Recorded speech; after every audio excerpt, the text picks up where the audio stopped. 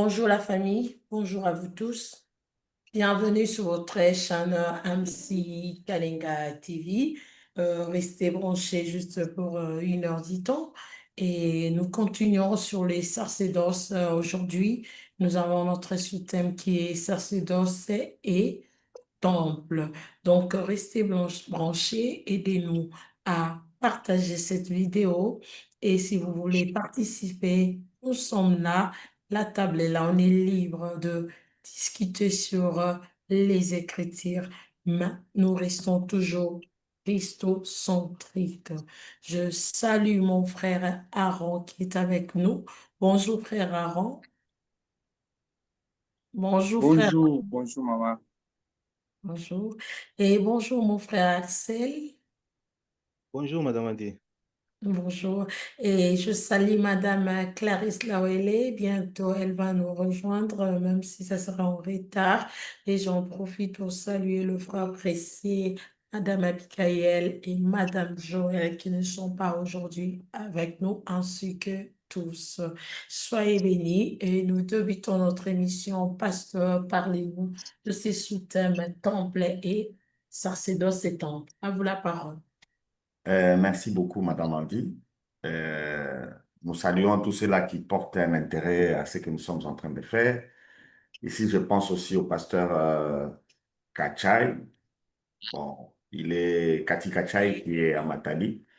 Que le Seigneur vous bénisse. Je commence à comprendre que le tabernacle est un sujet important sur lequel beaucoup de gens ont des difficultés et dont l'interprétation pose aussi beaucoup de problèmes. L'interprétation pose beaucoup de problèmes parce que euh, avec ce sujet cette année, nous avons voulu que chacun de nous comprenne l'œuvre de Dieu et comment on doit la faire. Et la question sur les tabernacles, en finalité, on commence à constater que beaucoup de gens ne l'ont pas étudié à fond.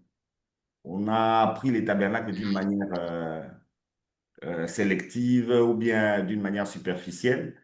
On n'a pas tous les détails par rapport aux éléments, par rapport au lieu, par rapport à l'œuvre elle-même qui se faisait au tabernacle. Ce qui fait que, pour l'instant, nous devons mieux comprendre ce que nous devons faire. Alors, aujourd'hui, nous allons parler du sacerdoce et du temple. Ça va nous aider. Pas du temple, des temples, parce qu'il y en a deux normalement. Le temple. Et c'est pour continuer avec ce que nous sommes en train de dire dès le début. Nous sommes dans les éléments du sacerdoce et parmi les éléments, nous avons parlé de tout ce que Moïse a donné comme élément pour utiliser afin de réaliser ce qu'est la maison de Dieu, la demeure de Dieu, le lieu où Dieu rencontre son peuple. Donc, nous allons échanger sur ça. Donc, j'aimerais que ceux-là qui nous suivent retiennent. Et aujourd'hui, nous allons débattre avec ceux qui sont sur les plateaux. Vous aussi qui nous suivez, aujourd'hui, faites cet effort, posez les questions pour que ça nous aide. Pour que ça nous aide et puis nous allons mieux nous comprendre par rapport à ces sujets. Alors, vous pouvez m'aider, pour ceux-là qui sont là avec nous, pour lire. Nous allons lire quelques textes. Ils vont nous faire comprendre de quoi je vais parler. Quand je dis sacerdoce et temple, déjà les temples, nous savons qu'il y en a deux. Mais si nous devons considérer les temples comme un élément faisant partie du sacerdoce, nous devons savoir d'où vient le temple. Et avec les émissions passées, pour ceux-là qui nous rejoignent, avec les émissions passées, nous avons démontré clairement que ça n'a jamais été la pensée de Dieu qu'on lui construise un temple. Parlant avec David, quand nous avons traité du tabernacle de David, ou bien du sanctuaire que David avait mis en place, vous allez constater que ça n'a jamais été la pensée de Dieu qu'on lui construise un temple. Cette pensée est venue de David. Et l'homme de Dieu qui était avec David, c'est-à-dire Nathan, le prophète, pour lui, il pensait que comme Dieu est avec David, David pouvait faire ce qu'il veut. Mais quand David a voulu construire le temple, Dieu lui a dit non, ce n'est pas toi qui feras. C'est ton fils qui va le faire. Dans la compréhension de David, il a directement compris que le fils dont Dieu parlait, ce n'était pas Salomon. Parce que le temple que Dieu voulait, ou bien que Dieu veut que l'on construise, doit être un temple éternel. Et le fils de David, qui construit un temple éternel, nous l'avions compris aussi, c'est Jésus. C'est Jésus qui bâtit un temple qui est éternel. Maintenant, pourquoi David a construit les temples? Ce sera ça notre débat. Le sacerdoce et les temples. Pourquoi David a construit un temple? Et en finalité, vous allez constater que quand le peuple va aller en déportation, le temple sera détruit par les Babyloniens, mais à la suite, ce peuple, quand il rentre avec un décret venant de Cyrus, un roi perse, poussé par Dieu en tant que serviteur de Dieu, ce qui est confirmé même dans Ésaïe le prophète, Cyrus va ordonner que le peuple retourne et qu'il rebâtisse le temple à Jérusalem. Pourquoi à Jérusalem? C'est ce que nous allons débattre aussi aujourd'hui. Et quand le peuple est réparti avec Zérobabel pour rebâtir les temples, il y a un deuxième temple qui a été construit. Donc nous avons deux temples. Le premier avec Salomon et le deuxième avec les Zérobabel. On a eu deux temples. Maintenant, nous allons parler du sacerdoce par rapport à ces deux temples. Aujourd'hui, nous allons traiter du sacerdoce par rapport à ces deux temples. Pour rappel, à ceux qui nous suivent, Jésus nous dit dans Jean 10 que tous ceux qui sont venus avant lui, là nous étions en train de parler de la porte, sont des bandits et des voleurs. Nous avions démontré qui sont ces voleurs. Le premier, c'est Abraham. Après Abraham, nous avons Moïse. Après Moïse, nous avons David lui-même.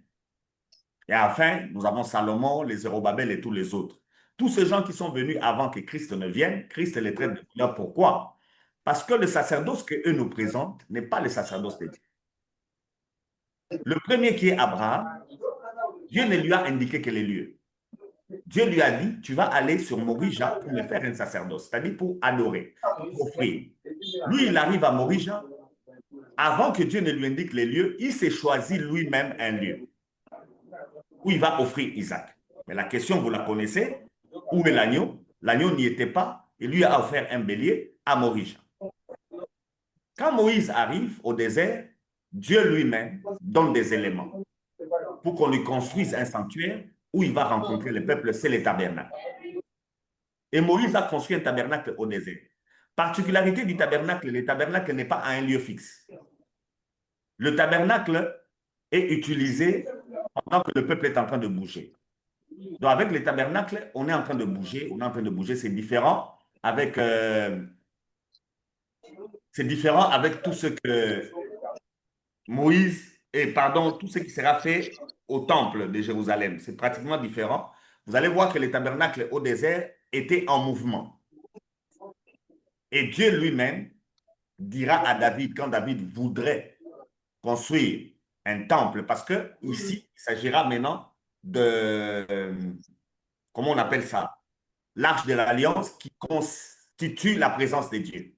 Maintenant, il fallait situer l'arche de l'Alliance, mettre l'arche de l'Alliance quelque part.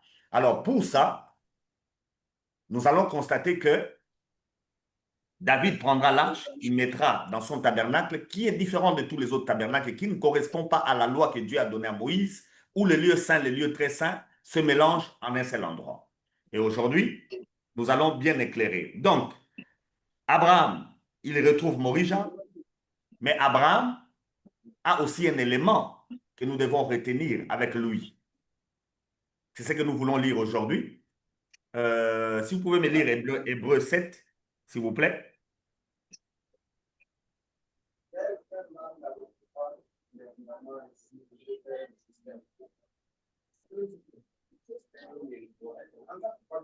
Hébreu chapitre 7. Oui, commencez au verset 1er. Oui. Je vais vous arrêter moi-même. Hébreu 7, verset 1er. En effet, c'est Melchisédek, roi de Salem, sacrificateur du Dieu très haut, qui alla au-devant d'Abraham lorsqu'il revenait de la défaite du roi, qui les bénit, et à qui Abraham donna la dîme de tout.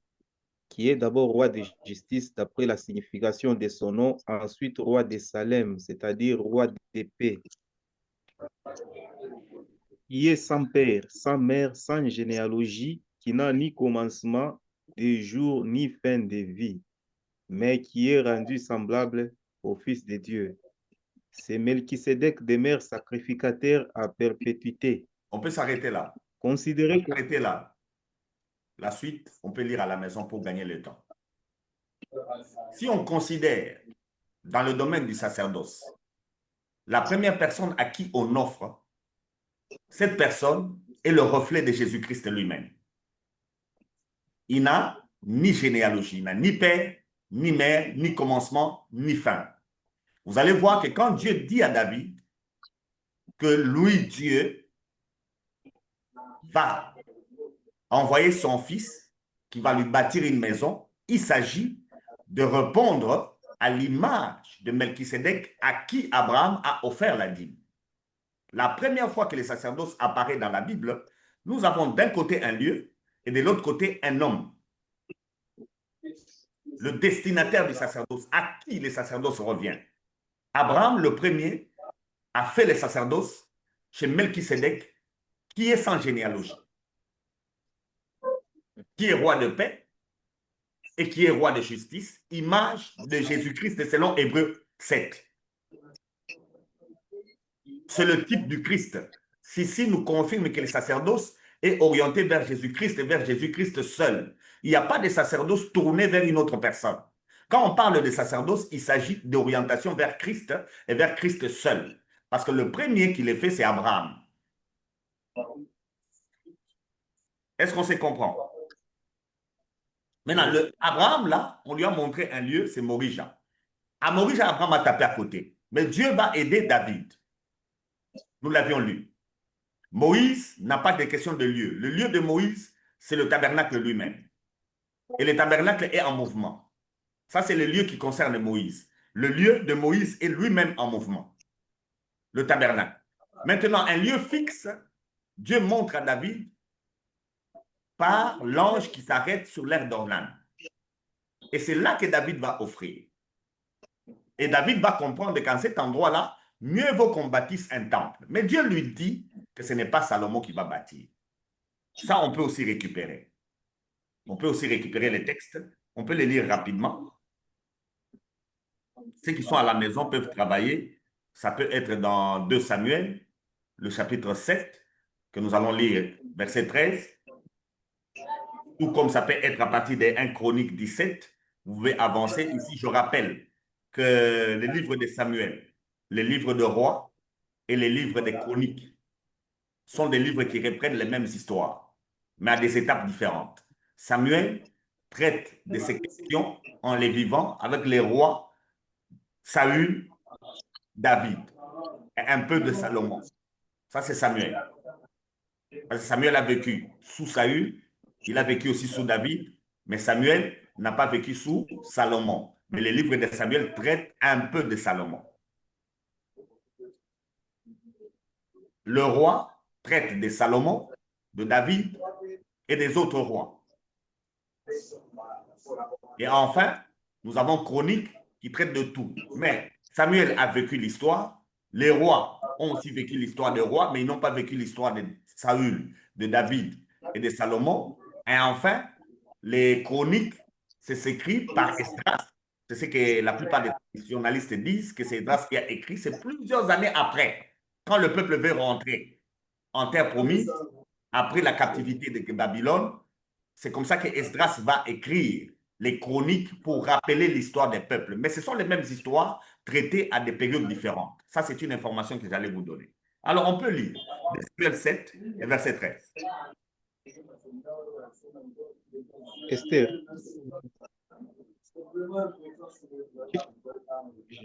2 Samuel. 2 Samuel combien? 7, le verset 13. Oui, 2 Samuel 7, le verset... Oui, 2 Samuel 7, le verset 13.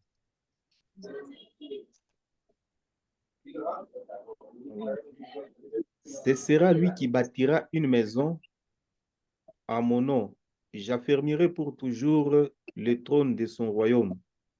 Ce sera Je lui serai qui... pour lui un père. Oui, vas-y, termine la Oui, phrase. je serai pour lui un père, et il sera pour moi un fils. S'il fait le mal, je le châtierai avec la verge des hommes et avec les coups des enfants des hommes. Mais ma grâce ne se retirera point de lui, comme je l'ai retiré de Saül, que On j'ai peut, rejeté devant toi. on peut s'arrêter là. Ça, c'est juste pour rappeler. Vous voyez, quand Dieu parle à David pour la question de la construction du temple, David voulait construire un temple. Mais quand Dieu lui parle par rapport à la construction du temple, il dit que c'est son fils qui va le faire. C'est le fils de David qui va le faire. Mais ce fils-là, Dieu sera pour lui un père. Et ce fils-là, c'est un fils qui est éternel. Vous voyez ce qu'on a dit dans Hébreu par rapport à Melchisédek, n'est-ce pas? Oui, C'est l'identité pratiquement liée à Christ lui-même.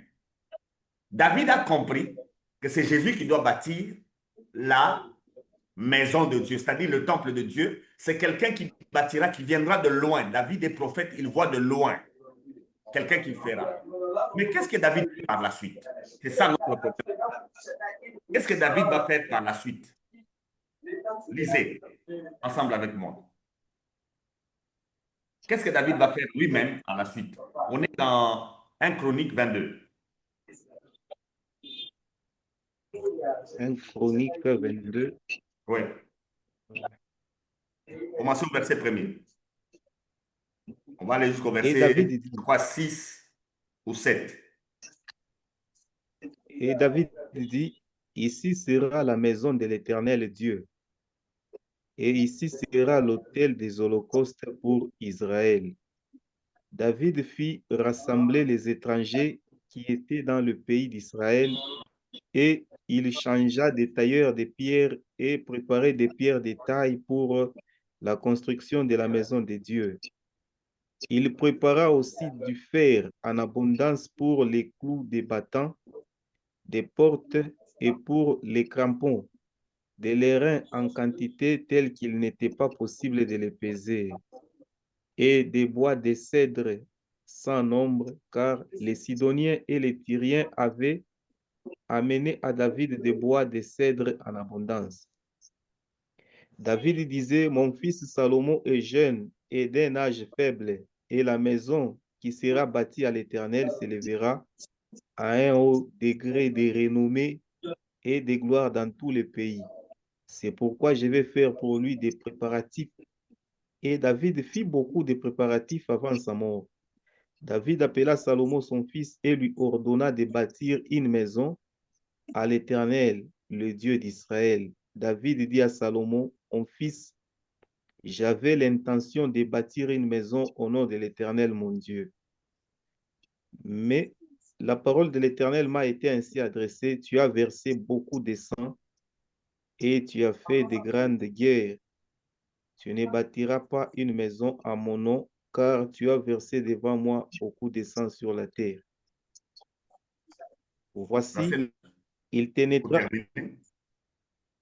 oui, voici, il te naîtra un fils qui sera un homme de repos et à qui je donnerai du repos en le délivrant de tous ses ennemis d'alentour, car Salomon sera son nom, et je ferai venir sur Israël la paix et la tranquillité pendant sa vie.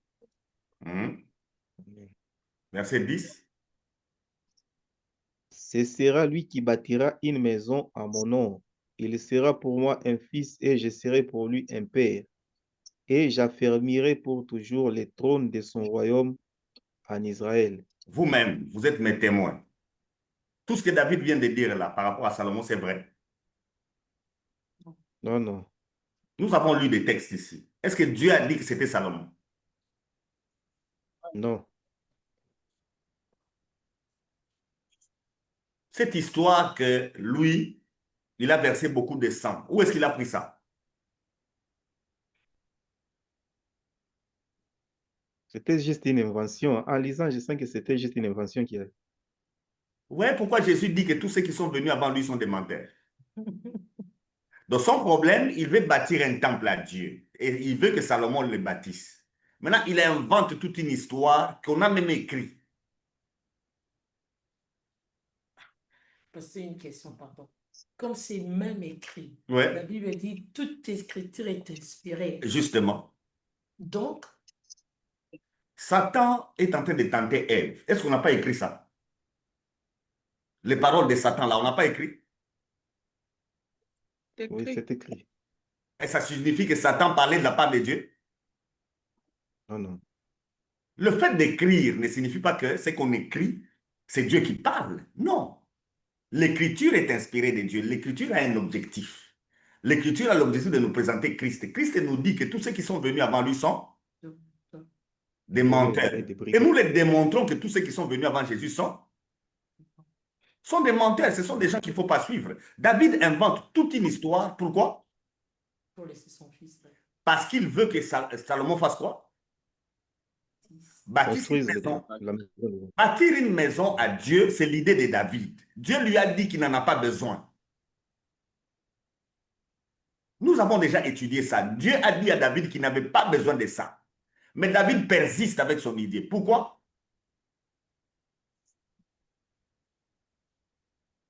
pour rester tranquille. Pourquoi David persiste avec son idée de construire un temple? Pourquoi? Il y a une raison. Sa génération, c'est pas ça. Qui retrouve la raison? Nous l'avions dit la fois dernière. Vous voyez que le David qui marche avec Dieu, à qui Dieu exauce sur l'ère de Ornan. David a été exaucé par Dieu. Mais après, qu'est-ce qu'il fait? Il Il voulait a aller chercher Dieu. aller à Jérusalem parce qu'il revient dans la loi. David vivait sous la loi. Selon la loi, le peuple, pour exercer le sacerdoce, devait aller là où il y a l'arche, n'est-ce pas? Oui. Et pour aller vers l'arche, il fallait respecter les principes que la loi donnait, l'organisation ou l'ordre que la loi donnait. C'est ainsi que David, malgré que Dieu lui a parlé, malgré la parole de Dieu, il veut toujours obéir à quoi? À la loi. À la loi. La loi a besoin d'un parvis, la loi a besoin d'un lieu saint, la loi a aussi besoin d'un lieu très saint, et la loi a besoin des sacrificateurs et des Lévites. Maintenant que David a retrouvé les lieux où Dieu est favorable à tout le peuple, c'est l'ère d'Ornan qui se trouve sur Morija. David a retrouvé les lieux. Et comme il a retrouvé les lieux, David voulait mettre un monument sur ces lieux-là. Quel est le monument qu'il veut mettre? C'est le temple. Vous comprenez? Oui. Maintenant, pour mettre les temples là-bas, David nous embrouille. Il nous raconte toute une histoire qui n'a rien à voir avec Dieu. Est-ce que vous pouvez me retrouver un texte où Dieu a dit que c'est Salomon qui va bâtir le temple? Dieu parlait par la bouche de Nathan. Est-ce que Dieu, quand Nathan est rentré, Nathan a dit à David que Dieu a dit que ton fils naîtra, il s'appellera Salomon, c'est lui qui bâtira le temple. Il ajoute même ici que c'est Dieu qui a donné David, David, David. Il ajoute même que le nom de Salomon, c'est Dieu qui a fixé parce que Salomon va construire le temple. Dans le texte, si vous lisez bien, David ajoute ça, que Dieu a dit que ce fils-là s'appellera Salomon. Est-ce que c'est vrai? S'il avait été Salomon, il a pensé la génération. David avait beaucoup d'enfants. Avant Salomon, il y avait Amnon, il y avait Absalom. David avait beaucoup d'enfants.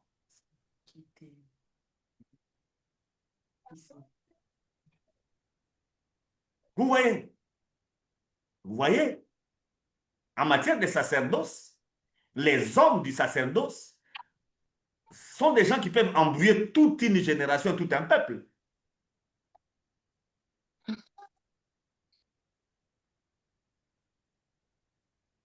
Sacerdoce et temple. Le premier temple qui est construit n'est pas dans la logique de Dieu, n'est-ce pas? Oui, oui, oui. Mais, chose grave, lisez-moi 1 Chronique 22, verset 5. David disait, mon fils Salomon est jeune et Et d'un âge. 2 Chroniques, pardon. J'ai besoin de 2 Chroniques 7. Ça, on a déjà lu.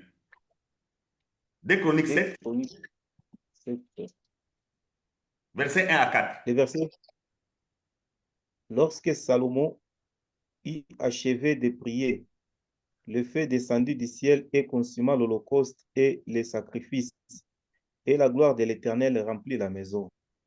Les sacrificateurs ne pouvaient entrer dans la maison de l'Éternel, car la gloire de l'Éternel remplissait la maison de l'Éternel. Tous les enfants d'Israël virent descendre le feu et la gloire de l'Éternel sur la maison. Ils s'inclinèrent le visage contre terre sur les pavés, se prosternèrent et louèrent l'Éternel en disant, car il est bon, car sa miséricorde dure toujours. Le roi et tout le peuple offrirent des sacrifices devant l'Éternel. On s'arrête là. Le roi Salomon, On s'arrête là. Chose grave. Dans quelque chose où Dieu n'est pas. Qu'est-ce qui se passe? Non? il y a la La gloire de gloire Dieu. descend. La gloire est descendue. Dieu n'est pas l'initiateur du temple. Mais quand on fait les temples, qu'est-ce qui se passe? Quand Salomon a achevé, qu'est-ce qui va se passer? La gloire était descendue. La gloire de Dieu est descendue. Le feu est descendu sur l'Holocauste. Ils ont placé l'Holocauste, ils n'ont pas mis le feu. Le feu est descendu du ciel. La même chose qui s'était passée quand Moïse avait achevé de bâtir le tabernacle. La même chose s'est passée quand Salomon a achevé de bâtir le temple. La gloire est descendue. Quelle est notre conclusion?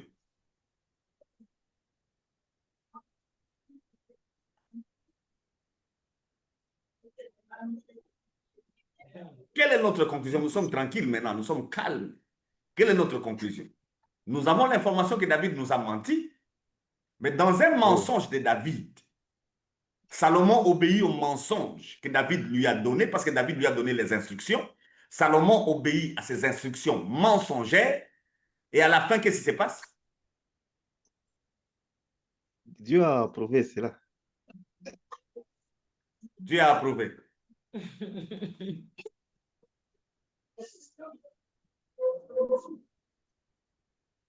Dieu a approuvé.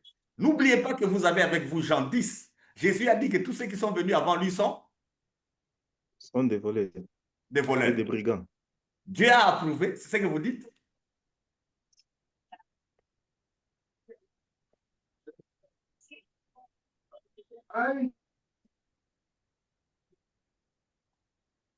Je suis là avec vous. Dieu a approuvé. Je vous ai dit qu'aujourd'hui, même ceux-là qui nous suivent, posez des questions. Je vous ai dit qu'aujourd'hui, ça sera un peu... Parce que j'ai vu que la question, elle est sensible, la question du tabernacle. Et la question du sacerdoce. Je sens qu'elle est sensible. Et je pense que c'est une question qu'on doit bien traiter. Toute l'œuvre de Dieu, tous les sacerdoces qui se fait aujourd'hui, la bénédiction que tous nous attendons dépend du sacerdoce. Alors nous devons mieux être informés et mieux comprendre ce que nous faisons.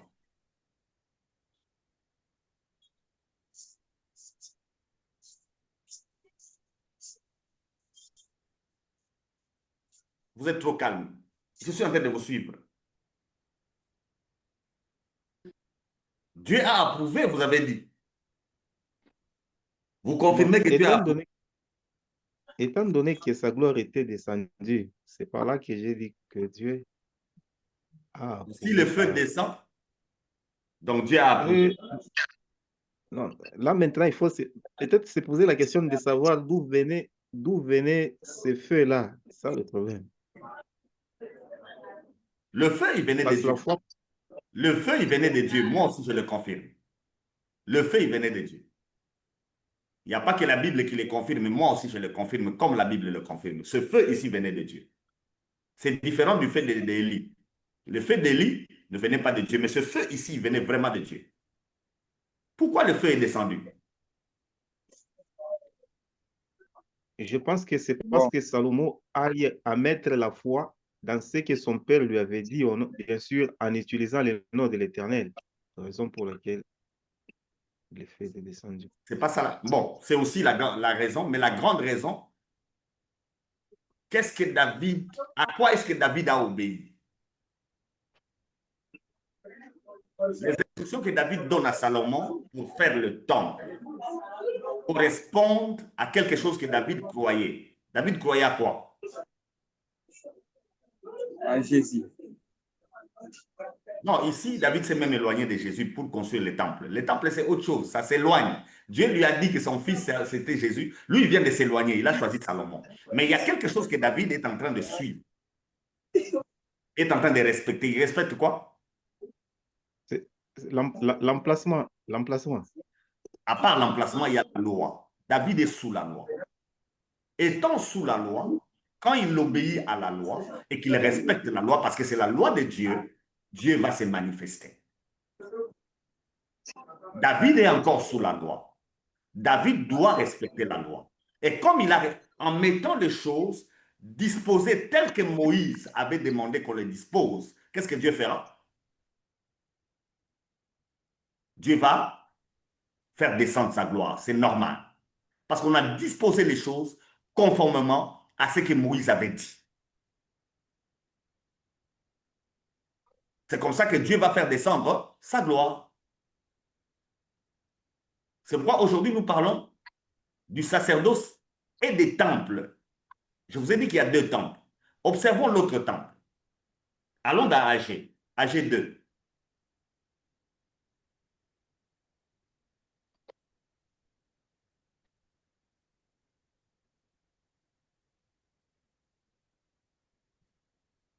Agé 2, pour gagner le temps, lisez-moi à partir du verset 8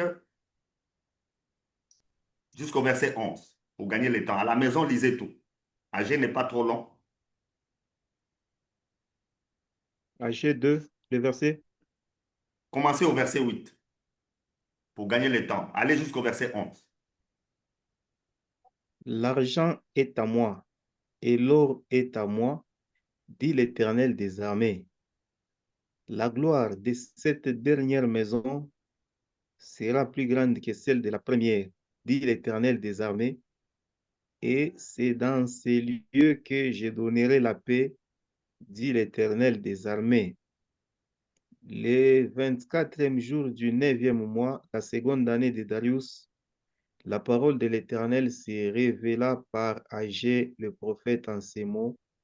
Ainsi parle l'Éternel des armées, propose au sacrificateur cette question sur la loi. On s'arrête là. Si quel... On s'arrête là.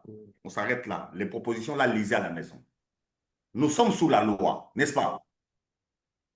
Oui, Étant sous la loi,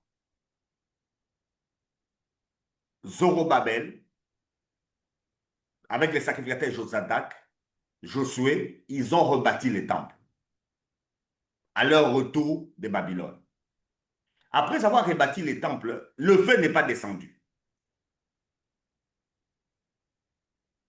Le feu n'est pas descendu, ce qui fait que quand on a fini les temples, les jeunes gens qui étaient là étaient en train d'acclamer parce qu'on leur racontait qu'à Jérusalem, il y a un temple, Dieu se manifeste au temple, n'est-ce pas?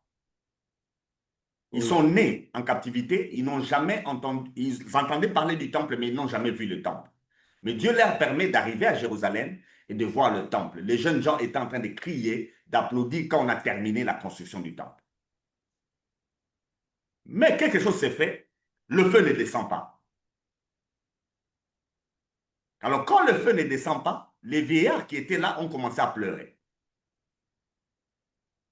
Et quand le vieillard est en train de pleurer, Dieu va parler par la bouche d'Agé les prophètes. Qu'est-ce que Dieu dira?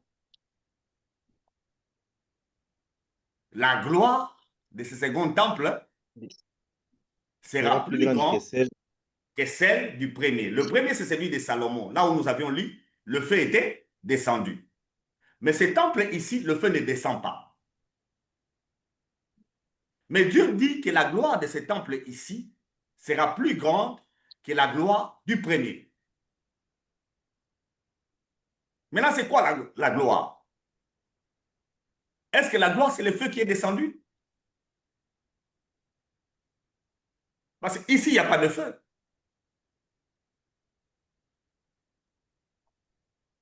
Est-ce que la gloire, c'est la nuée qui était descendue dans le temple de Salomon à tel point que les sacrificateurs ne savaient pas entrer? Nous sommes sous la loi. Dieu ne peut pas contredire sa parole. C'est pourquoi quand vous recevez une prophétie, une parole de connaissance qui contredit la parole de Dieu, rejetez ça. Dieu ne peut pas contredire ce que lui-même a dit. Et le Saint-Esprit de Dieu ne marchera jamais à l'encontre de sa parole. Et la parole, c'est ce qui est écrit. Nous sommes à l'époque de la loi. La loi dit, il y a un parvis, il y a un lieu saint, et puis il y a un lieu très saint. Dans le lieu très saint, qu'est-ce qu'il faut mettre dedans? Il faut mettre l'arche. Et dans l'arche, il y a les tables, il y a la manne, et puis il y a la verge d'Aaron qui avait fleuri. Mais ici, l'arche a disparu.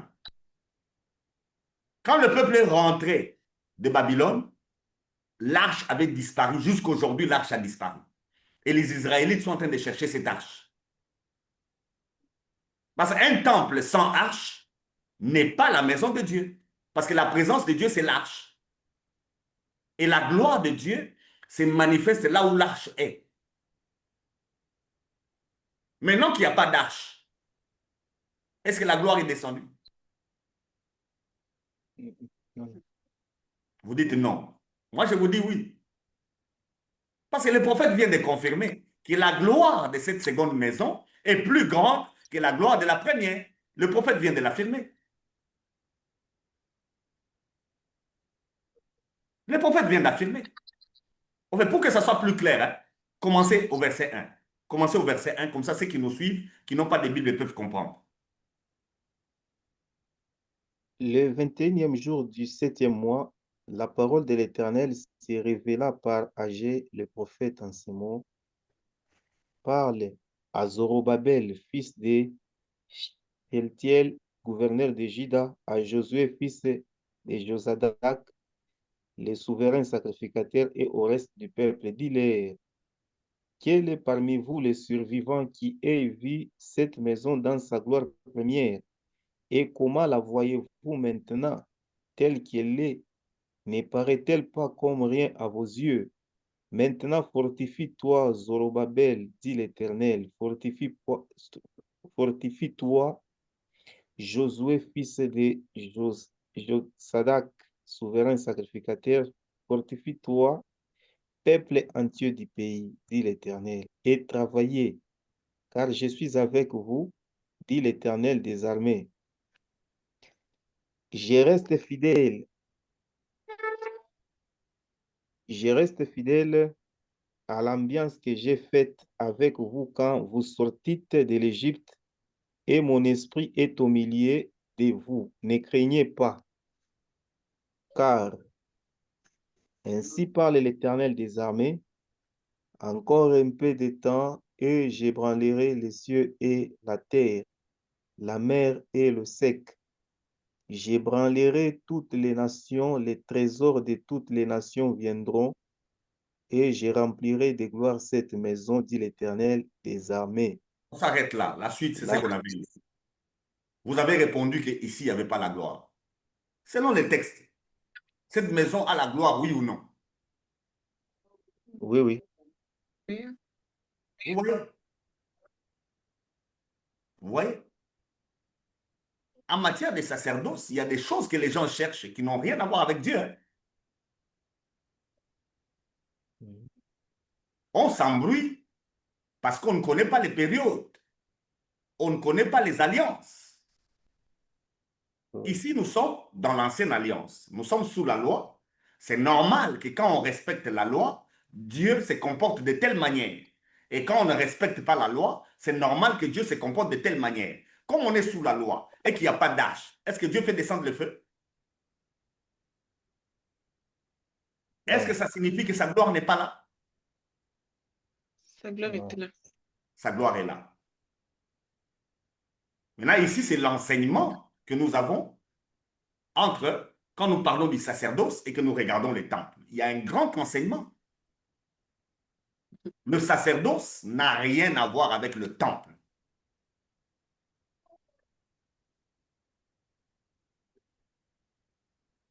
Quand il s'agit du sacerdoce, le temple n'est pas un modèle. Le temple est une invention humaine. Le temple, ce n'est pas Dieu. Le temple, c'est David. C'est l'invention de David.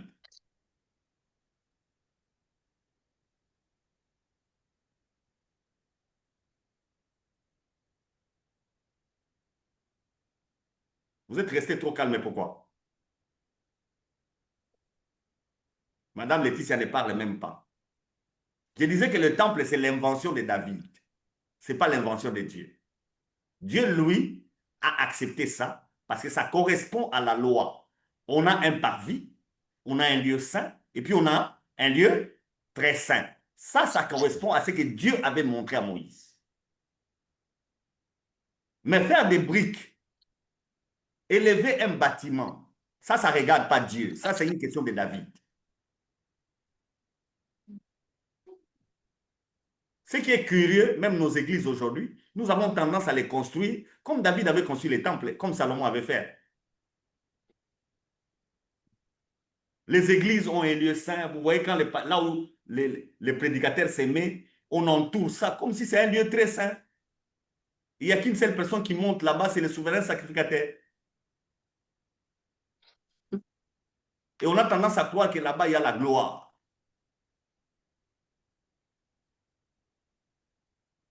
Donc, si tu quittes la foule, là où tu étais assis, tu vas toucher là-bas, donc tu reçois la gloire.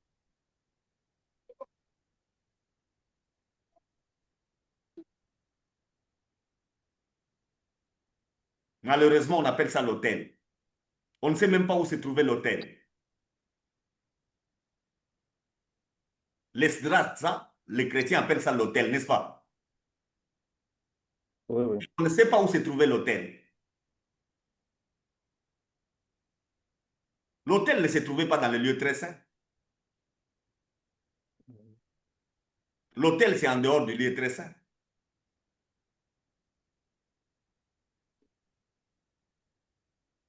Cette question du tabernacle ici, ouais, vous restez calme. Même ceux qui nous suivent ne posent pas de questions. Je ne comprends pas aujourd'hui, c'est quoi? Vous voulez seulement que je parle moi-même?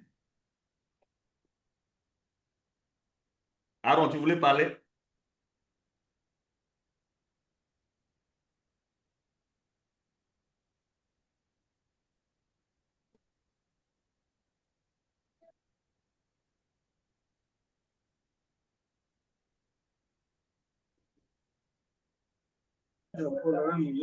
Bon,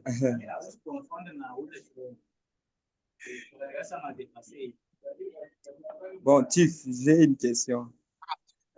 Ouais, vas-y. Vous avez dit que Dieu n'avait pas aimé, donc Dieu, ce n'est pas l'initiative de construire les temples selon Dieu. Mais David a construit les temples. Vous avez dit que néanmoins, David, lui, il était sous la loi.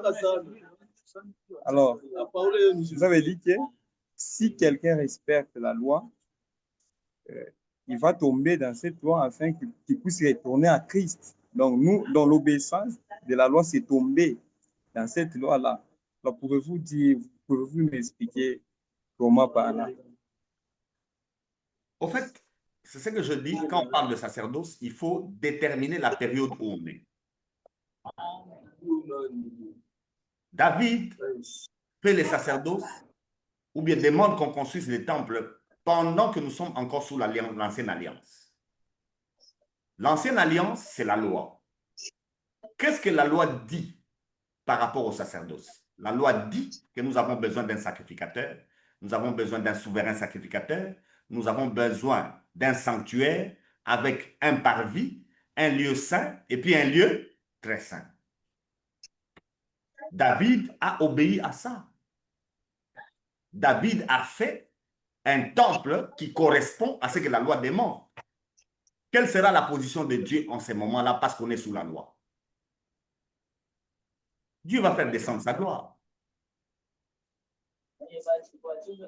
Zorobabel et les autres, envoyés par Dieu pour rebâtir le temple. Ils rebâtissent un temple, mais ils sont sous la loi. Sous la loi, on a besoin d'un lieu saint, d'un lieu très saint, d'un parvis. Zorobabel reconstruit le temple où il y a, avec Josué, un parvis, avec un autel, une cuve d'airain.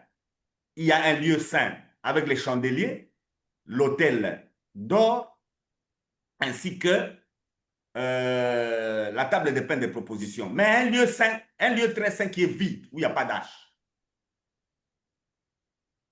Comme Dieu est celui qui a donné la loi, est-ce que le feu descend? Le feu ne descend pas parce que ça ne correspond pas à la loi. On est sous la loi. Maintenant, la question de mon bien-aimé Aaron est que, est-ce que nous devons obéir à la loi? Non. Est-ce que nous sommes sous la loi? Nous ne sommes pas sous la loi. Mais David, Zorobabel, étaient sous la loi. Ils devaient marcher conformément à la loi. Mais est-ce que nous sommes sous la loi? Est-ce que notre sacerdoce à nous est un sacerdoce lié à Moïse? Est-ce que notre sacerdoce à nous, c'est un sacerdoce aaronique? Non. Mon bien-aimé, nous ne sommes pas sous la loi pour obéir à la loi. Mais malheureusement, nos églises sont construites avec l'image de la loi. De la loi. Le texte est où David dit que Dieu a dit que c'est Salomon qui va construire. Si vous lisez bien votre Bible, quand Salomon est né, Dieu a dit que Salomon va remplacer David au trône. Dieu n'a jamais dit que Salomon va bâtir un temple. Dieu a dit que Salomon va faire quoi? Va remplacer David sur le trône. C'est comme ça que Nathan, le prophète, a même changé le nom de Salomon en Yedidia, c'est-à-dire le bien-aimé de Dieu. Ça n'a rien à voir avec le sacerdoce. Mais David, maintenant, comme il sait que Dieu a choisi Salomon pour le remplacer, en matière de sacerdoce, lui-même, David choisit qui? Il dit que c'est Salomon qui va bâtir. Et il invente toute une histoire tout autour.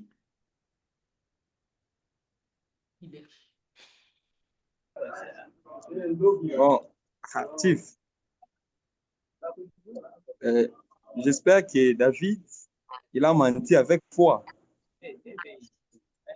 Non, les mensonges avec foi.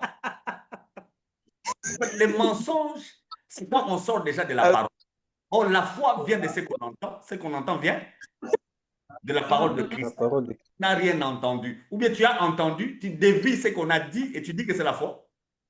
Les mensonges diaboliques, les mensonges viennent du diable.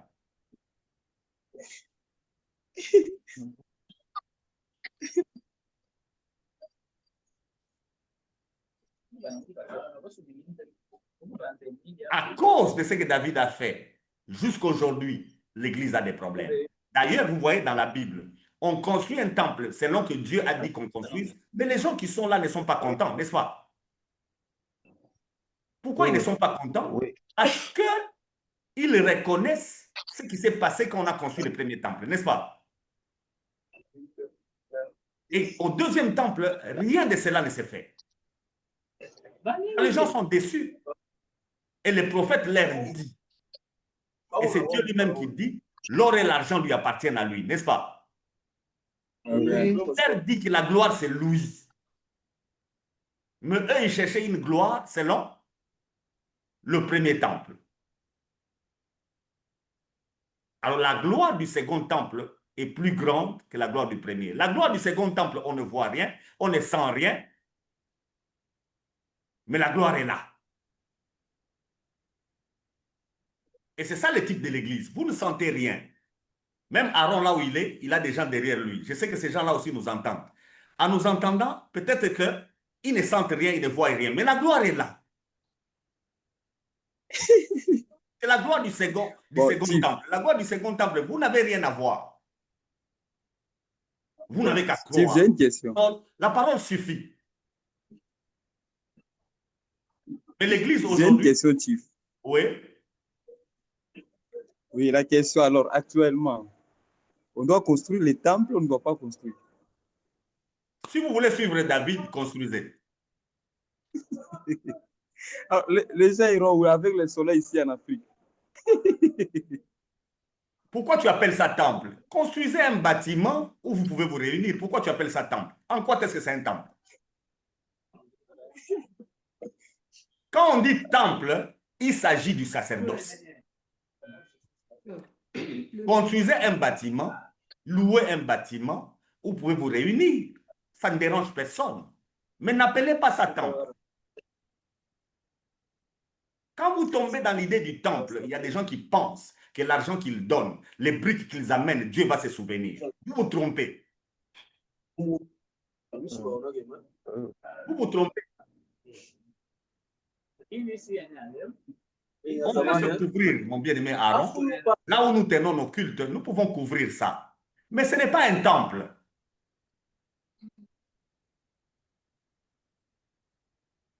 N'appelez pas ça temple. Vous allez vous embrouiller. Vous risquez de dépenser beaucoup d'argent pour quelque chose qui ne sert à rien.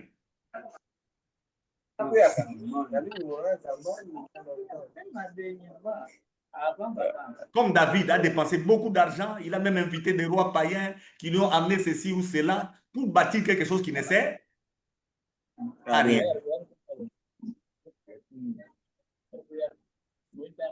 Quand je parle comme ça, vous pouvez penser que j'invente les choses. Ce que je dis est dans la Bible. Pasteur, parlons de ça. Quand la Bible dit, c'est pourquoi lorsque vous verrez l'abomination de la désolation dont le prophète a parlé, le prophète Daniel attend les lieux saints, et c'est lui qui fasse attention. Quel lieu saint? Le lieu saint du temple de Jérusalem, le texte que vous lisez, c'est un texte qui est lié à la loi. Sous la loi, il doit y avoir quoi? Le lieu saint, très Un saint. parvis, un lieu saint et puis un lieu très saint. Non. Ce texte que vous venez de lire, c'est un texte lié à la loi. Sous la loi, on doit avoir ces trois parties. C'est comme ça que le deuxième temple qu'on a construit, une partie manque, n'est-ce pas? Comme une partie a manqué, est-ce que Dieu a fait descendre le feu? Dieu n'a pas fait descendre le feu. Et il y a un enseignement lié à ça. David a voulu qu'il y ait un temple. Dieu est en train de démontrer que le temple ne sert à rien. Parce que le deuxième temple, il n'y a pas d'arche. Mais Dieu dit quoi? La gloire de cette dernière maison sera Il plus dit que grande. cette maison qui n'a pas d'arche est plus grande que la maison qui avait d'arche. C'est tout un enseignement. C'est tout un enseignement. Lisez-moi un texte, parce que ici, là, on va nous dire que nous n'avons plus de temps et tout ça là. Lisez-moi un texte rapidement. Matthieu 27, le verset 51. 50-51.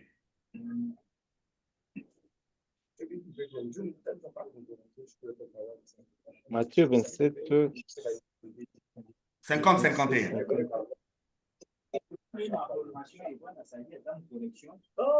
Matthieu 27, 50 à 51. Vous pouvez aller même à 52. Hein? Jésus poussa de nouveau un grand cri et rendit l'esprit. Et voici, le voile du temple se déchira en deux, depuis le haut jusqu'en bas. La terre trembla, les rochers se fendirent, les sépulcres s'ouvrirent et plusieurs corps des saints qui étaient morts ressuscitèrent. On s'arrête là. Étant sortis On de s'arrête là. Un problème avec le temple de Zorobabel. Quand Jésus rend l'esprit, qu'est-ce qui se passe au temple de Zorobabel? les voiles s'étaient déchirés. Le voile En se deux. déchira du haut vers le bas. Au fait, nous retournons à quel tabernacle? Quand le lieu saint et le lieu très saint se mélangent, nous retournons à quel tabernacle? De Et Maurice. David. Non, De pas David. de Moïse, de David. De David. Nous retournons au tabernacle de David où le lieu saint et le lieu très saint deviennent un seul endroit. Maintenant, le sacrificateur, parce qu'en ce moment où Jésus est en train de rendre son esprit, c'est l'heure où le sacrificateur se trouve, c'est à 15 heures. À 15 heures, le sacrificateur se trouve dans le lieu saint il est en train de remettre les chandeliers, de mettre de l'huile dans les chandeliers, d'entretenir les chandeliers pour que le feu se maintienne. Il est en train de verser de l'huile sur le pain de proposition et il est en train de mettre de l'encens sur l'autel d'or. Le sacrificateur ne peut pas entrer dans le lieu très saint. Il se limite où? Au lieu saint. Au lieu Au lieu saint. Pendant qu'il est en train de travailler, qu'est-ce qui se passe? Il constate que le voile se déchire. Du haut jusqu'en bas. Ce sacrificateur regarde maintenant dans le lieu saint. Qu'est-ce qu'il voit dedans? Rien. Rien du tout. Il n'y a rien. Vous savez que pendant 500 ans en Israël, dans le lieu très saint, il n'y avait rien.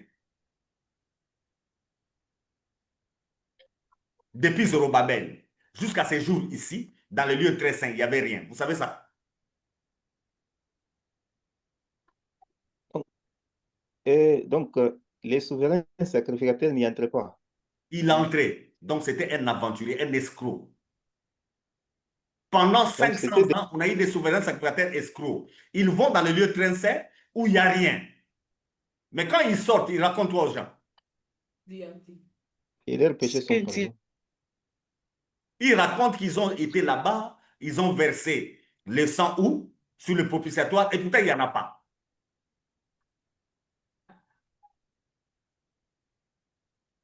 Mais quand ils sortaient, la gloire était là, oui ou non? La gloire Oui, il y avait de la gloire. Où est-ce qu'ils mettaient le sang? Mais le message peut être passé que même dans le mensonge. Où est-ce qu'ils mettaient le sang? Ils jetaient le sang par terre. Vous dites que le message peut être passé comme si même dans le mensonge, Dieu nous accepte et Dieu nous obéit. nous devons bien étudier cette question. Parce que les gens pensent comme ça. Les gens commencent à penser qu'on peut se comporter comme on veut et Dieu va faire quoi? La gloire va descendre. Dieu va continuer à maintenir sa gloire. Mais Agé est clair. La gloire de ce second temple sera plus grande que la gloire du premier. C'est quoi la gloire du second temple? C'est quoi la gloire du second temple? Il y a aussi une question de mon frère Daniel Juste Oui. que je salue en passant. Je pense que vous avez dit mal. Et il dit, est-ce que la construction des temples à notre époque est une désobéissance à Dieu? Deuxièmement, comme Dieu n'habite pas dans le temple, est-ce que Dieu peut travailler là-bas? Très bonne question, mon bien-aimé Daniel Lachuste, je te salue tout en passant. La construction du temple est une désobéissance à Dieu. Changez de nom, n'appelez pas ça temple. Construisez des maisons pour que l'église s'abrite. Ou bien appelez ça église, n'est-ce pas? Église en tant que bâtiment. En français, ça existe. Mais la notion du temple, quand vous dites nous construisons un temple, dans votre tête, vous êtes dans les sacerdoces, n'est-ce pas? Temple de la grâce. Dans votre tête, vous êtes déjà où? Vous êtes déjà dans les sacerdoces. Alors, si vous rentrez dans les sacerdoces, vous êtes aventurier comme les souverains sacrificateurs. On va en parler. Donc, quand le voile s'est déchiré, le sacrificateur va constater que, oh, donc tous ceux qui entrent ici, qui s'appellent souverains sacrificateurs, sont des escrocs. Et pendant 500 ans. Mais il n'y avait même pas le sang. Non, ils entraient avec le sang. Mais pour verser où? À terre. Comme il n'y a pas d'âge, ces gens jetaient par terre et puis ils sortaient. Et pendant plus de 500 ans, jusqu'à aujourd'hui, Israël croit à un mensonge. Mais ce qui est grave, c'est que Dieu se manifeste. C'est ce qui est grave. C'est là où il y a le problème.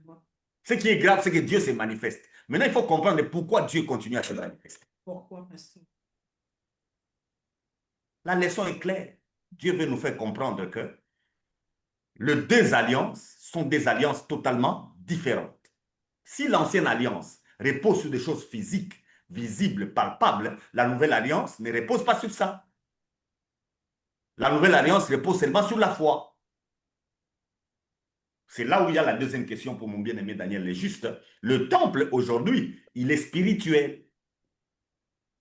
Quand on parle de temple aujourd'hui, il s'agit d'une question purement spirituelle. Ce n'est pas du matériel.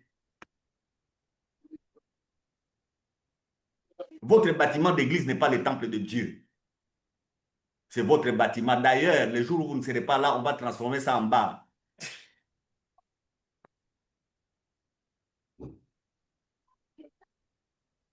J'en connais plusieurs qui ont conçu des temples et après, ils n'avaient plus d'argent, ils ont vendu. Il y a un qui est devenu un dépôt du marché. Alors, si ceux qui donnaient l'argent pensaient construire un temple, maintenant c'est devenu un dépôt. C'est quoi maintenant?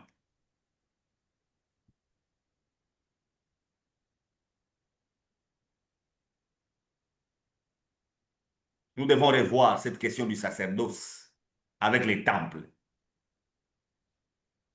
Le premier temple répond à Moïse, le feu descend. Le deuxième temple ne répond pas à Moïse, le feu ne descend pas. Mais quelle est la position de Dieu entre les deux temples?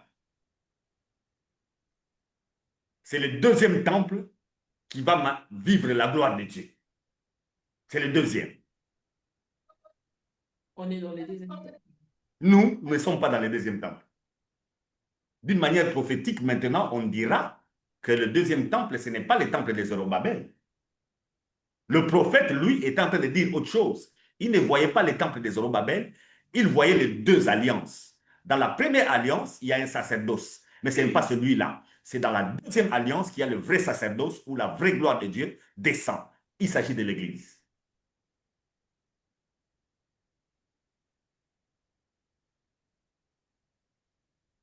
Mais ici, je suis d'abord dans les temples physiques.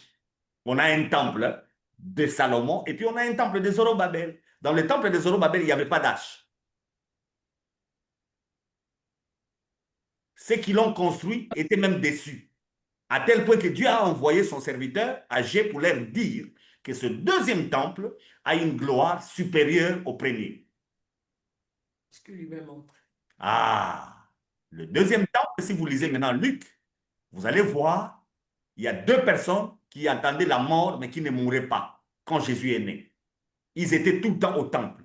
Quel temple? Le temple de Zorobabel. Ils étaient là en train d'attendre la gloire de Dieu.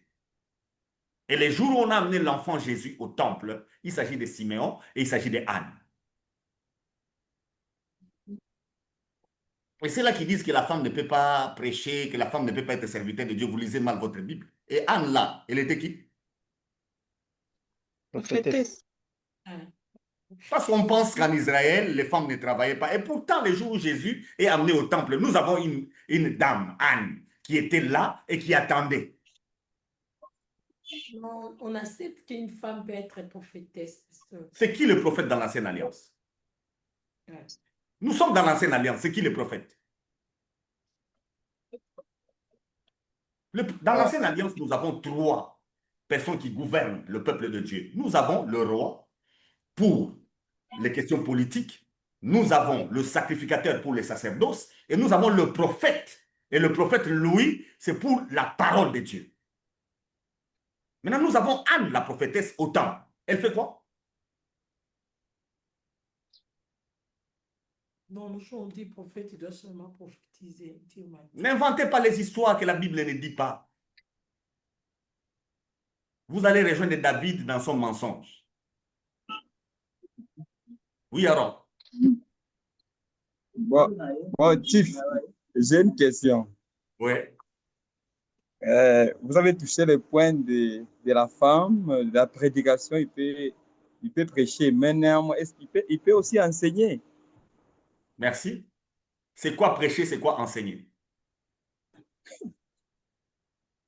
Prêcher, c'est comme pour les hommes qui ne connaissent pas. Prêcher, c'est parler aux non-croyants. Et ça s'appelle évangéliser. Proclamer la parole de Dieu pour le salut des âmes. Est-ce que la femme ne peut pas le faire? Elle va le faire. Enseigner, c'est parler aux croyants. Prêcher, c'est aux non-croyants. Enseigner, c'est parler aux croyants pour asseoir leur foi. Est-ce que la femme ne peut pas parler aux croyants? Elle peut le faire. Et alors? C'est quoi enseigner? C'est quoi prêcher? C'est ça le grand problème. Tout ça, c'est parce qu'on a la logique du temple. Paul. Non, on a la logique du temple. Quand on construit un bâtiment, dans les bâtiments, on doit savoir qui est souverain sacrificateur, n'est-ce pas? Qui est sacrificateur et qui est lévite. Alors, quand votre église devient déjà un temple, vous allez interdire à une femme d'y parler. Pardon, Chief. Comment Ouais. peut-on analyser la situation? Il y a des fois dans des églises, s'il y a par exemple la situation de construire, ou soit la situation de construire, ou soit d'amener quelque chose dans l'église. Je prends juste la situation de construction. On nous dit de prendre quelque chose et puis d'écrire les noms, par exemple sur des briques. Maintenant, pour que Dieu se souvienne, est-ce qu'il y a quelque chose pour confirmer cela? Parce que on dit que Dieu se souviendra des fonds. C'est dans quel sens je n'arrive pas à comprendre ou ça tu pouvais un peu expliciter par rapport à ça? Merci beaucoup. Très bonne question. Et tu sais ça, moi aussi je l'ai fait. La question que tu viens de poser là, moi, je l'avais fait. Nous avons construit un bâtiment qu'on a appelé Temple pour Dieu. Et dans les bâtiments là, chacun de nous a amené une brique, on a écrit des noms. Et on a construit, comme ça Dieu va se souvenir de nous. C'est les bâtiments de l'église du sang précieux. Si tu vas à Kinshasa, à Matonge, le bâtiment là. On a construit, on a appelé ça Temple du Grand Roi. Après un temps, notre pasteur a vu que nous sommes devenus très nombreux. Les bâtiments ne correspondaient plus. Vous savez qu'on a cassé. Maintenant, là où nous, on avait écrit nos noms, on a cassé ça. On a reconstruit. Donc, nos noms sont partis. Et Dieu va se souvenir de nous. De rien? Vous voyez que c'est une histoire drôle. Hein? C'est une histoire qui n'a pas de fondement biblique. Ok. Le bâtiment, c'est pour nous couvrir. Il y a des intempéries, il peut y avoir la pluie. Il y a le soleil, comme Aaron a dit. Le bâtiment, nous le construisons pour nous couvrir. Il y a la neige, il y a toutes ces choses, il y a le froid. C'est pour nous couvrir. Mais le bâtiment, là, n'est pas la maison de Dieu. La maison de Dieu, c'est nous. Là où deux, trois sont réunis au nom de notre Seigneur Jésus, c'est ça la maison de Dieu. Maintenant, quand vous donnez votre argent pour qu'on construise, est-ce que vous faites mal? Non, Non? vous ne faites pas mal. Est-ce que Dieu va vous bénir? Oui, il va vous bénir. Mais, Vous comprenez? Cette Oui. bénédiction ne concerne que la terre, ça n'a rien à voir avec le ciel. Parce que vous permettez, vous voyez Paul quand il écrit, il salue Lydie avec l'église qui est où? Dans sa maison. Elle donne sa maison pour que l'église se réunisse. Vous serez bénis parce que vous participez à l'avancement de l'œuvre de Dieu. Et quand nous allons passer à l'étape des endroits du tabernacle, vous allez mieux comprendre ça. On va bien expliquer cela. Donc, donner une offrande pour qu'on construise un bâtiment, pour que l'église se réunisse, c'est quelque chose de très bien. Il faut le faire. Le premier chrétien aussi l'ont fait.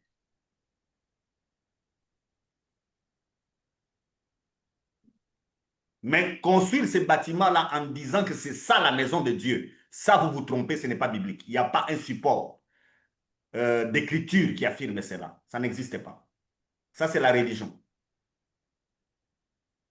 Ça a commencé avec les Romains.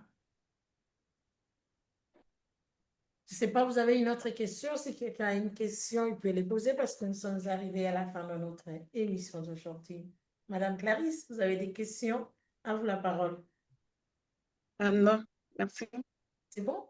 Ok, merci. Mon frère, c'est? Oui, Madame Andy, j'ai quelques questions. Ok. La première est la suivante. Chief, euh, après la mort de Jésus-Christ, lorsque les voiles du temple s'étaient déchirés, et maintenant je voudrais savoir, entre la période qui part de la mort de Jésus-Christ jusqu'à la destruction du temple par l'empereur Titus, est-ce que les sacerdoces continuaient à s'effectuer au temple ou bien il y avait eu une suspension? Très bonne question. Premier élément, on est allé coudre le voile. On a recousu le voile pour séparer les deux endroits. Et je pense que le sacrificateur qui était dedans, quand il est sorti, on lui a dit qu'il ne dise à personne ce qu'il a vu. C'est pourquoi même Matthieu n'a pas écrit Non, ça. je vous laisse entrecoupé, Chief. Ah, nous sortions entrecoupés. Oui, oui. Maintenant, c'est bon? Ah, non, non. Est-ce que tout le monde nous reçoit entrecoupés? Non, moi, je vois ça. Ah, c'est de son côté. Donc, c'est de son côté où il y a un Là, c'est problème. bon. Non, c'est à peine que ça commence à bien passer, Chief. Oui, oui, oui. C'était juste toi qui avais le problème. Les autres nous reçoivent normalement. Alors, Oui, j'étais en train de dire, comme David, Dieu lui a parlé, Dieu l'a exaucé, il est rentré à la loi, n'est-ce pas? Quand oui, Jésus est mort à la croix, le temple s'est déchiré. Mais Israël a continué sa pratique légaliste. C'est-à-dire, ils ont recousu le voile. Assurément, ils ont dit même au sacrificateur qui était dedans que ce qu'il a vu, il ne devait pas le dire. La preuve, quand Matthieu a écrit, Matthieu ne nous dit pas ce que le sacrificateur a vu. Matthieu nous dit seulement que le voile a été déchiré déchiré. du haut en bas. Mais il devait nous préciser qu'il n'y avait rien. Mais qui nous a fait ça? La suite, acte 3, tu constates quoi? D'ailleurs, acte 2, à la Pentecôte, les Juifs étaient au Oui, temple. oui, oui. Quand il y a eu le bruit à la chambre haute, ils ont accouru à la chambre haute. Mais ils étaient au temple. Acte 3, Pierre et Jean vont où? Au temple. Au temple. Donc, ils ont continué leurs histoires jusqu'à ce qu'on a détruit les temples en 70. OK. Et actuellement, pour Oui, t'étonner, il y a un mur qui est resté quand on a détruit. Ils continuent à aller au mur. oui, oui. Donc, les gens sont Donc, têtus avec la loi. On a même détruit les temples, c'est resté un mur. Mais comme les gens veulent obéir à la loi, ils font quoi?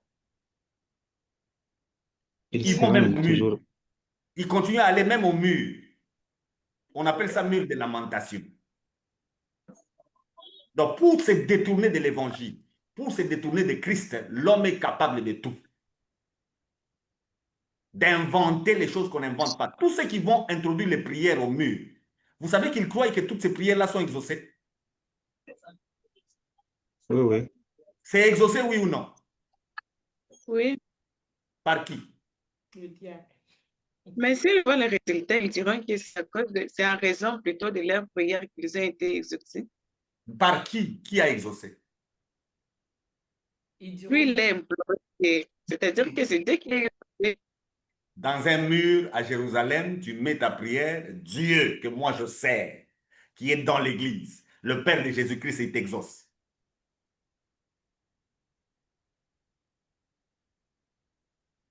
Quittez ces C'est sacerdoces-là, c'est comme. des aventures. Oui, oui. Quittez ça. Chief, des autres petites questions. Pourriez-vous m'expliciter un peu par rapport à ce qu'on nous raconte dans le livre de 1 Samuel chapitre 1, où on nous dit combien Anne était dans la maison de l'Éternel. C'était quelle maison? C'était le temple où...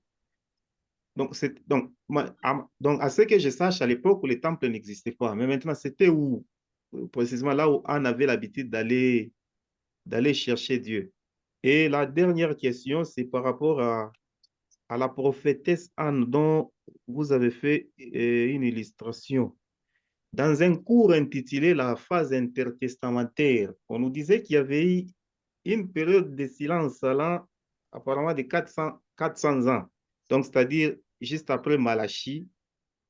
Donc, ça a commencé après Malachie jusqu'à la naissance de Jésus-Christ et que De Jean-Baptiste, là, nous, jusqu'à la naissance c'était de jusqu'à Jean. Jean-Baptiste. Ouais. Oui, oui. Mais maintenant, là, je suppose qu'avant la naissance de Jean-Baptiste, la prophétesse Anne était déjà là avec son ministère prophétique et que Dieu l'a... Donc, c'est-à-dire que Dieu ne la parle pas ou bien c'était comment, le silence là. Et également, euh, l'envoi de l'ange Gabriel, donc, les différents messages qu'elle a eu à transmettre à Élisabeth également à Marie, c'était de la part de ces dieux qui parlaient ou je voudrais avoir cette petite précision par rapport à ça. Merci beaucoup. Anne, la femme d'Elkana, là où elle est allée prier, c'était chez Élie le prophète, chez lui à la maison. Mais comme chez Élie se trouvait l'arche, comme chez Élie se trouvait l'autel, la maison d'Élie a été appelée temple de Dieu. On appelle ça temple à cause de la présence de l'arche, parce que nous sommes sous la loi. C'est comme ça que la tente que David a construite, on a appelé ça tabernacle. Parce que cette tente-là, qu'est-ce que David a mis dedans? Il a mis l'arche, la table de pain des propositions, l'autel d'encens, ainsi que les chandeliers. Automatiquement, ça devient la maison de Dieu. C'est la même chose avec nous. Quand nous entrons dans un bâtiment, nous nous réunissons en tant qu'Église. En ce moment-là, l'endroit devient La maison de l'Éternel. la maison de l'Éternel. Quand Paul écrit à Lydie, il écrit à Aquila, c'est précis, il leur dit avec l'Église qui est dans leur maison. L'Église, c'est-à-dire le nombre de gens qui se réunissent dans leur maison. Automatiquement, ça devient l'Église de Dieu. Donc le temple n'était pas encore construit, le temple de Salomon, mais c'était la maison d'Élie qui est appelée temple de l'Éternel. Pourquoi? Parce qu'il y avait l'arche dedans. Oui. Deuxième question qui est très capitale. De Malachie à Matthieu, Dieu ne parle pas. Qu'est-ce que cela veut dire? Par rapport à la révélation liée au Messie, Dieu ne parle plus. Donc dans cet espace-là, tu ne peux pas nous sortir une parole qui soit l'évangile. Ok. Pendant ces 400 ans-là, aucune écriture ne peut venir de Dieu. C'est comme ça, tous les documents écrits pendant cette période-là sont des documents apocryphes. Ce ne sont pas des documents où nous devons mettre la foi. Maccabée, Tobie, on ne peut pas mettre la foi dedans, parce que ce n'est pas la parole de Dieu. Mais est-ce que Dieu ne parle pas pour orienter quelqu'un? Oui, il continue à parler parce qu'Israël était géré par le roi, le sacrificateur et les prophètes. Il y a eu des prophètes. Ces prophètes-là ne donnent pas les messages liés au Fils de Dieu, liés à Christ, ils donnaient des messages liés au peuple. Ok. Ça, le service que Anne faisait. C'est comme les dons spirituels à l'Église. Les dons spirituels ne donnent pas la parole de Dieu, mais le don spirituel oriente l'Église. Nous ne croyons pas aux dons spirituels, nous croyons à la parole. Un don spirituel n'est pas la parole de Dieu. Quand un prophète te parle, il ne parle pas, ce qu'il dit n'est pas la parole de Dieu. Tu dois examiner au travers de la parole de Dieu pour savoir si c'est la parole. Ce que le prophète te dit, c'est seulement pour t'orienter. Venant de Dieu, bien sûr, mais pour t'orienter. Mais tu dois vérifier si c'est le Saint-Esprit qui est en train de motiver ça à partir des Écritures. Et c'est en ce moment-là que tu sauras si c'est vraiment Dieu qui parle ou bien c'est poussé par un autre esprit. Là Donc, aussi, Chief, quand les les faits, anges parlent, oui. d'ailleurs, Gabriel, quand il vient, là, c'est Dieu qui recommence à parler. Parce que là, il s'agit de Christ. Là, il s'agit de Christ. Et Anne, comme Siméon, Dieu leur avait dit qu'ils ne mourraient pas, qu'ils devaient attendre. Et ils allaient voir le Messie. Et quand ils ont vu le Messie, Simon a dit qu'il peut mourir. Ok. Mais voilà, Chief, le fait de mettre un esprit critique aux différents messages que nous recevons de la part de ceux qui ont les dons de prophétie ne peut pas nous conduire à ce qu'on appelle les blasphèmes du Saint-Esprit. Des fois, parce que des fois, vous verrez que quelqu'un, par exemple, qui a un caractère là malsain, hein, à un moment donné, sous l'influence de l'esprit, bon, la personne commence à libérer les messages. Mais maintenant, le fait d'analyser, des fois, on parvient même à dire que, en tout cas, ces messages, je ne pense pas, cela n'est pas lié au blasphème du Saint-Esprit ou bien. Le blasphème du Saint-Esprit, c'est autre chose. Là, il faut savoir ce que le Saint-Esprit fait comme travail. Ici, il s'agit d'un don. Tous les dons spirituels doivent être examinés. C'est la Bible qui vous demande de discerner les esprits. Tout don doit être discerné.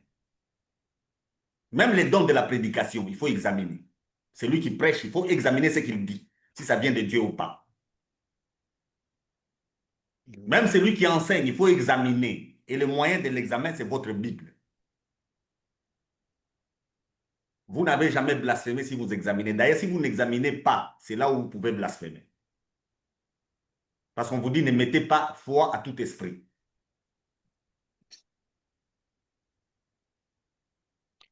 C'est D'accord, bon? merci, Chief.